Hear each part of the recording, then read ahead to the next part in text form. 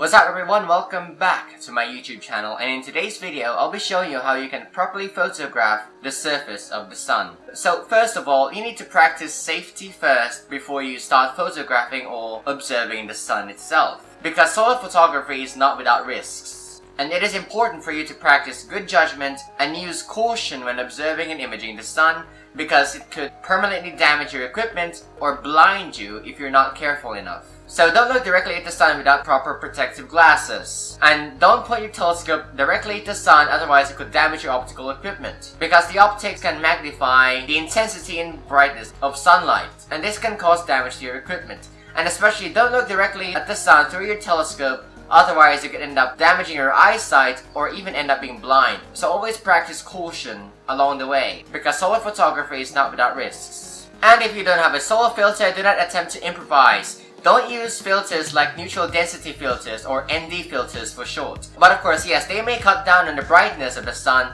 but they don't cut down on all of that UV and infrared light. So it is best that you invest your money on a solar filter. And never use a scratched or damaged solar filter, even if the damage itself is just very small, because it could unintentionally damage your optical equipment, or let alone cause damage to your eyesight by accident. So always inspect your filter before each observation or photography session. So if you play by these rules, then you will be able to enjoy solar photography without any risks whatsoever. Also, by the way, if you want to photograph the sun and get a lot of detail from it, you also need to use a lot of magnification. The sun is about the same size as a full moon, so you have to use the same things that you use to photograph the moon, which is something with a very high focal length. And you can also use zoom lenses for a smartphone, or even teleconverters for DSLR cameras or very long telephoto lenses. And you can also use a telescope for that, which is what I use. But always make sure to put a solar filter on the front of those optical equipment. And considering the high focal length that you're going to use, you'll need to place it on a sturdy tripod, but you can also improvise if you don't have one. Because if you want to see the sunspots, or even just photograph the sunspots, then you will need to zoom in so much in order for you to see them and photograph them, as well as capture a lot more detail of the sun itself. And also, make sure that your solar filter is secured in place properly, because the last thing you'd want would be the solar filter coming off all of a sudden, and you could end up being blinded by that, or even damage your optical equipment, or perhaps even damage your own solar filter. So make sure to secure it as firmly as possible onto your optical equipment. You can also use a smartphone to photograph the sun and mount it onto your telescope and still get good detail from the sun itself, but by using the same method that you use to mount a smartphone onto your telescope to photograph the moon, which is by using a universal digiscoping smartphone adapter. You can use the same thing to photograph the sun. Just make sure that the solar filter is secured properly in the front of your telescope. And also, always make sure to use an uncompressed file format when it comes to capturing the sun itself, in order to play with as much data as possible. So solar photography itself falls into two categories. One is called white light imaging and the other is narrowband imaging. So the difference between the two is that white light imaging involves cutting down on a lot of that sunlight to safe levels, as well as cutting out harmful and invisible wavelengths of light that can damage your eyes as well as your optical equipment. And this can be done by using what's called a white light filter, also known as a solar filter, on the front of your telescope or optical equipment. And yes, it has to be on the front of your optical equipment so that it doesn't damage the inside of your optical equipment. So don't buy those solar filters that places the solar filter on the eyepiece of the telescope instead of the front of the telescope or whatever optical equipment that you use. Because if you put the solar filter on the front of your optical equipment, then that prevents the optical equipment from being damaged from the inside by all of that sunlight. So always put it in front of your optical equipment. White light filters also allow you to capture the sun's visible surface known as the photosphere. And white light imaging is also way more budget friendly than narrowband imaging. And now narrowband imaging is completely different altogether, because it calls for filters that are many times more expensive than a basic white light filter. And the reason for this expensiveness is because it's down to the very fine optical tolerances that need to be met in order for these filters to work. And it's because of these higher tolerances that the price goes up. But with narrowband imaging, you'll be able to capture more detail of the sun, but it's going to be more expensive. But white light imaging, on the other hand, is way more budget friendly than narrowband imaging. So if you're aiming for a more budget-friendly option, then white light imaging is the way to go. But if you're aiming to capture more detail with the sun, then narrowband imaging is the way to go. So now let's start off with white light solar photography. So white light solar filters come in three main varieties, called glass filters, mylar filters, and the specialized astro solar film manufactured by a company called Batter. And once these filters are safely mounted onto your optical equipment, it's all that you will ever have to do in order to photograph and observe the sun. So first off, starting with glass solar filters, they are a great choice for budget solar viewing with a telescope. These filters use flat, polished glass coated with nickel and chromium to attenuate the sun's brightness to 1 in 1,000 of 1% of full intensity. Glass filters gives the sun's image a pleasing orange-yellow tint. And the two main manufacturers of glass solar filters are Thousand Oaks and Orion. And these glass solar filters also give good white light views of the sun itself at low to moderate magnification. So the next one is called a mylar solar filter.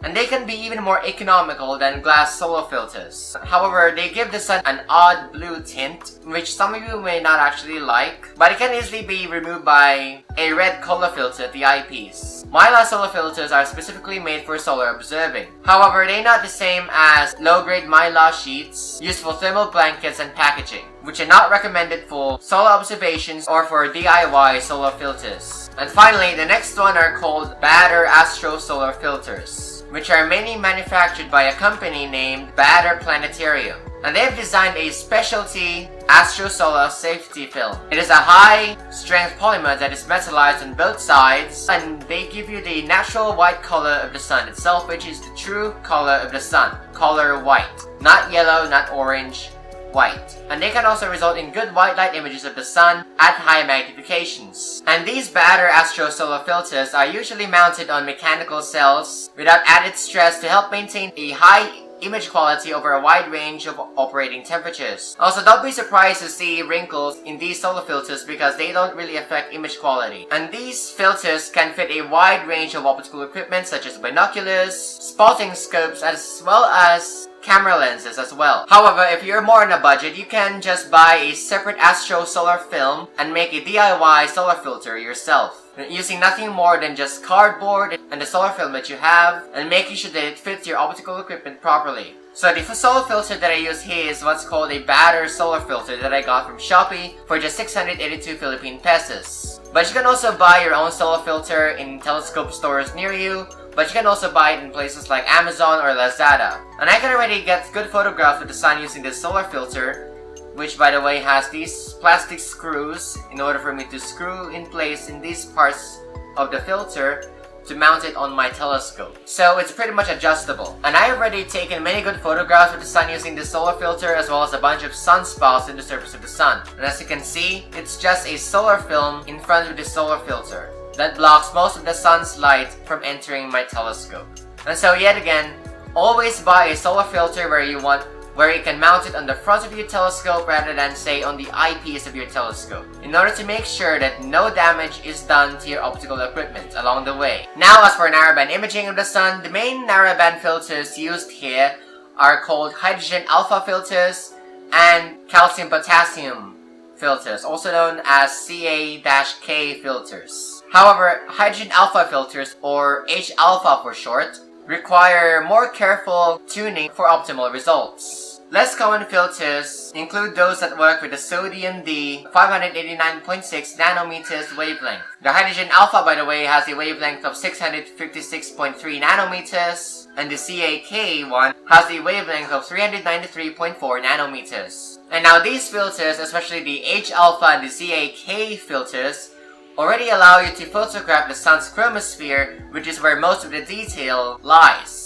However, they are more expensive and less budget-friendly for most of you, including for me. However, another way for you to get more detail of the sun as well as get into narrowband imaging of the sun is by using a solar telescope made specifically for that, called a Coronado Personal Telescope, or Coronado PST for short. However, they can be a bit more expensive than by buying the HA and the Ca-K filters separately, and it's also less budget friendly, but you will get a lot more detail by buying a Coronado PST telescope. Now, Coronado PST telescopes allow you to view the sun in hydrogen alpha wavelength, and it already allows you to get a lot more detail of the sun, like filaments and spicules and even solar prominences. And they also allow you to look at the sun's chromosphere instead of the sun's photosphere, which by the way, the photosphere has less detail than the chromosphere. But of course, a Coronado PST telescope is not really that budget friendly than by buying a hydrogen alpha filter or a CAK filter separately, but you can still get plenty more detail of the sun by using a Coronado PST telescope.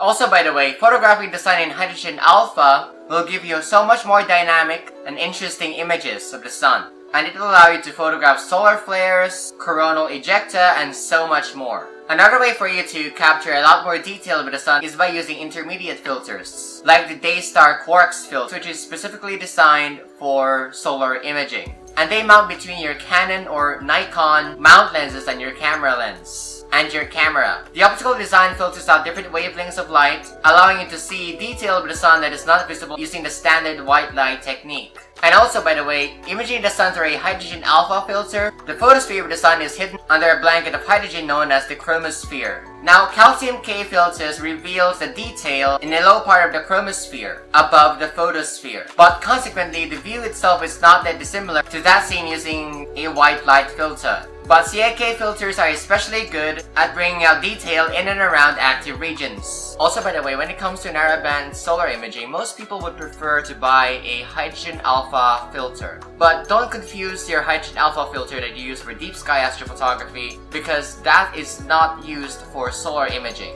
But both hydrogen alpha and calcium K filters can already be found pre-fitted into solar telescopes like Coronado PST telescopes, or kits that you can use to convert your regular telescope that you use for night photography or night observations into a telescope that can be used for solar observations. Much like what I did for my telescope. Instead of my telescope just being used for nighttime things, I converted it into a solar telescope by buying a Batter solar filter. But since I don't have the equipment necessary for narrowband solar imaging, I can only do white light solar imaging.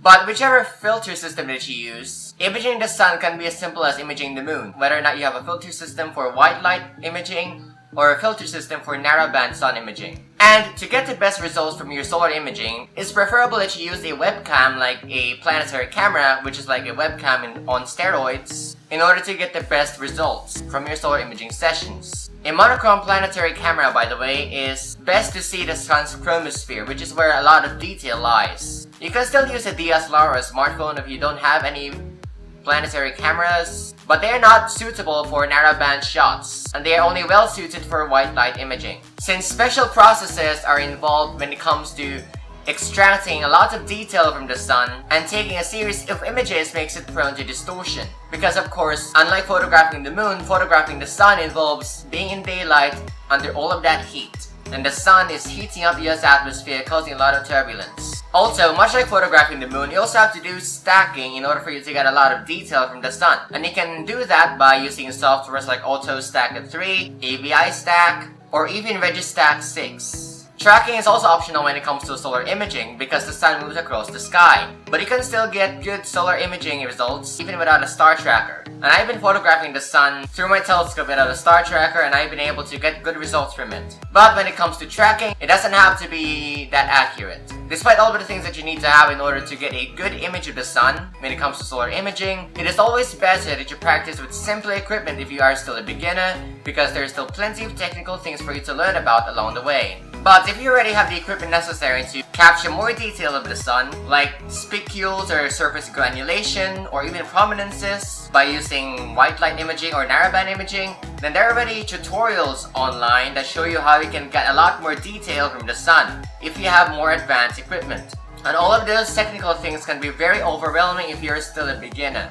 So in this positive video, I will show you how you can capture and edit the sun using a DSLR and a telescope that can only do white light imaging. And since I do not have the equipment necessary to do narrowband imaging, I can only show you how you can process white light images using a DSLR. As for smartphones, the best thing you can probably do is to take some images and edit them individually. Because with a smartphone, you're more limited when it comes to the opportunities that you can get in solar imaging. But you can still get good results from a smartphone when it comes to solar imaging, but it won't be as good as the ones you would see online. And of course, I've already taken some photos of the sun through my telescope in white light imaging using my smartphone, and I'd say they are just fine for me. But of course, the results will differ from person to person, depending on the equipment they have. Also, by the way, I forgot to mention, to get an idea of what you can expect to see in the surface of the sun, you can check some near real-time images of the sun taken by NASA's SDO satellite. I will leave a link to NASA's SDO satellite in the description below, so that you can see what the sun looks like at the present time. This can be a very handy tool if you want to know what to expect to see in the surface of the sun. So, first off, attach your camera equipment to your telescope. If you're using a smartphone, firmly attach your universal digiscoping smartphone adapter to the eyepiece of your telescope, but hand-holding it will still do. In this case, I'm using a DSLR camera to attach to my telescope to photograph the sun. If you're using a telescope, like me, and your focuser goes out of focus because of the weight of your camera equipment, try to use rubber bands and tighten it around your focus wheels to prevent them from moving. If you don't have rubber bands, you can use the strap of your DSLR or mirrorless camera and wrap it tightly around somewhere in your telescope to keep the focuser from moving. Another way to do it will be waiting for the sun to be lower to the horizon before you start photographing it, so that your equipment will put less strain on your focuser. Afterward, you can then point your telescope to the sun. Also, make sure that you set your settings to the max, since the solar filter will dim out the sun significantly, that it can be hard to find it if you're using settings that are too low. As soon as the sun is in the frame, lower your settings until the sun is not overblown. If there are sunspots, use them as a reference in lowering your settings and make sure that they become clear. If you don't have a star tracker, place the sun right at the corner of your field of view so that it will travel across your screen. Reposition the sun the same way again when the sun is about to go out of frame. Once you're done doing that, you can now take some images of the sun or record it. But make sure there are no clouds in the way, otherwise it will end up in your final image. In this case, I'm gonna take 1-minute recordings of the sun. So I'm gonna leave my telescope out in broad daylight for around 1 minute and 30 seconds, but it's up to you for how long you want it to last. If you're also using a laptop to operate something like a planetary camera, make sure to provide it with some shade by putting it in a dark box or container. So after you're done with all of that, you can then start editing the data of the sun you just captured. Just in case you forget, I will only show you one way for you to process the sun captured using white light solar imaging. There are more advanced tutorials out there that show you how you can get more detail with the sun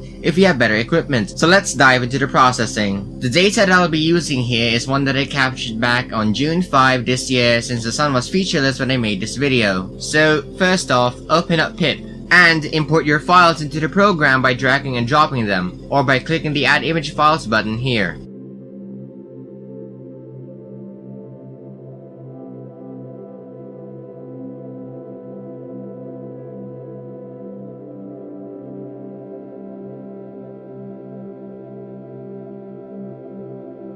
After you're done doing that, enable Solar Lunar Full Disk if you're not capturing the close-up of the sun. As for the input options, we're also not gonna do anything here. Proceeding to the processing options, we're also gonna disable Convert Color to Monochrome, but it won't really matter much since the natural color of the sun is just white. But I'm just gonna disable it for this one. As for the cropping, you can either enable it or disable it, but in this case, I am gonna disable it.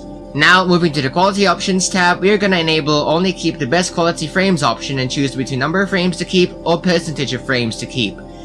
In this case, we're going to choose percentage of frames to keep and set the value to 25%. You can change the value to whatever value you want, but I will use 25% for this. Now, going to the output options, we're gonna take the AVI so that PIPP will output the file as an AVI since we're using a recording here. If you're using a series of images, tick TIFF instead. Also, make sure that the create subdirectory is ticked and you can name the subdirectory into whatever name you want. Afterwards, you can then proceed to the Do Processing tab and hit Start Processing. Don't forget though, this will take a long time if you have a slow computer. Okay, now PIPP has finished processing our file and here's the AVI file that PIPP created. The next thing we will do is to open up a stacking software called AutoStacker 3, and what it does is that it will stack each frame of the video file and create a more detailed image output in the end. So the first thing you will do is to import the AVI file exported by PIPP into AutoStacker 3. And you can do this by clicking the open button or by dragging and dropping them into the program.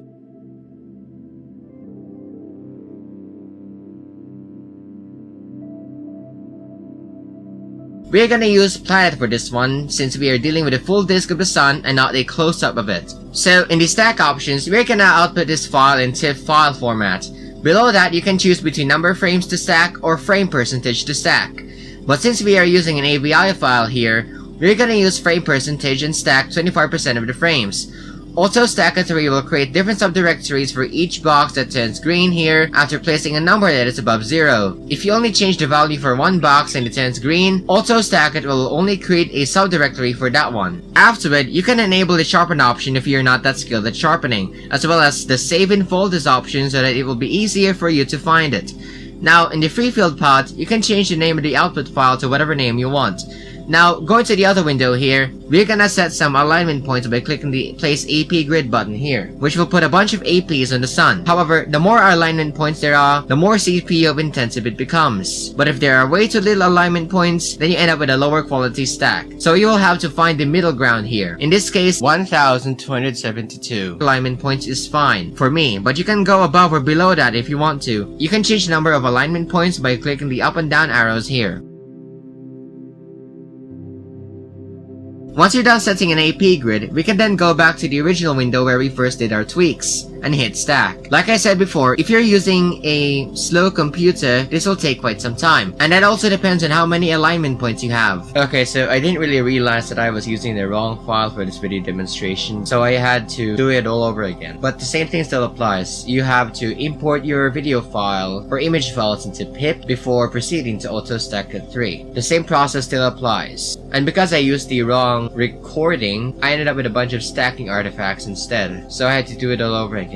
So if you end up with stacking artifacts like this one with a bunch of lines and squares all over the place, you might just want to capture the sun again and then do the whole process all over again, because there's something wrong with your file, or because there might be something wrong with how it was recorded or captured, or maybe make some minor tweaks onto the software that were used, like Auto Stack at 3, to remove these stacking artifacts. But if nothing works, then the best thing that you'd be able to do would be to start all over again and then capture it again. Now that Auto Stack it has finished stacking, here are the output files into file format. The one with the conv is sharpened, and the other one without the conv is unsharpened. The next thing we will do is to open up Photoshop and import the sharpened TIFF file. Once we're done doing that, we will then have to crop the image, and I'm also gonna have to rotate it. Afterwards, duplicate the layer using Ctrl J or by right-clicking on the layer and hit duplicate layer. Afterward, disable the bottom layer and turn the first layer into a smart object.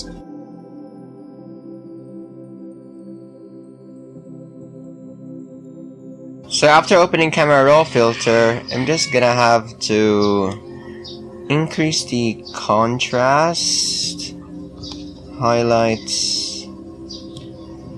as well as the texture, as well as a bit of dehaze, and change the white balance to make the sun yellowish. Add sharpening as well. So after you're done doing that, hit OK. Okay, so after doing all of that, we're then gonna have to remove these stacking artifacts at the corner of the image by using the lasso tool to select the area. Afterward, go to Edit, Fill, then click Content Aware, then hit OK. After doing that, there's something else that I like to do to make this more striking. Duplicate the layer again, disable the first layer, and add a brightness and contrast adjustment layer to the bottom layer, and add a clipping mask. And adjust the brightness and contrast from there to bring out the sun's glow. Merge the two layers afterward. Re-enable the first layer and put some guides on the sun.